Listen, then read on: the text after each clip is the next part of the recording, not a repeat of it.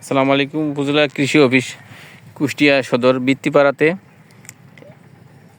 দেখতে পাচ্ছেন ফুলকপি, বাঁধাকপি, বিভিন্ন সবজির সমারোহ। আমরা এখন কথা বলবো আমাদের একজন তরুণ উদ্যোক্তা জনাব জাহাঙ্গীর আলম।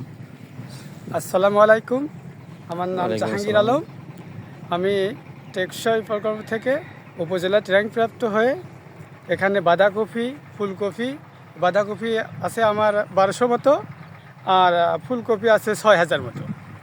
এখানে আমার আপনি বিক্রি করতে পারছেন এর আগে কি? হ্যাঁ, এক চালান বিক্রি করেছি। হ্যাঁ, কতগুলো ফুলকপি এক চালান বিক্রি করেছি। গ্রীষ্মকালীনটা করা ছিল, বৃষ্টির কারণে দু জায়গায় কিছু মার হয়েছিল, ওইটাতে মানে একটু লসের ভাগে আছে। তাই এটা খুব ভালো খ্যাত হয়েছে, এটা আশাবাদী আছি খুব ভালো হবে। আচ্ছা, আপনার আর কি কি ক্ষেত আছে? আমার এই যে লাউ আছে পাশে। হ্যাঁ, লাভ তো খুবই সুশ্রীমান। তারপরে আর কি আছে? এই টমেটো আছে। টমেটো হ্যাঁ, আছে। টমেটো আছে 2 প্লট করে লাগানো। এক জায়গায় আছে আপনার 20 শতক জমি, আর এক জায়গায় আছে আপনার 16 শতক জমি। জি, 2 প্লটে। ধন্যবাদ। আমরা আপনাদের এই সাথে থাকার আমাদের সাথে থাকার জন্য ধন্যবাদ আপনাদের সকলকে।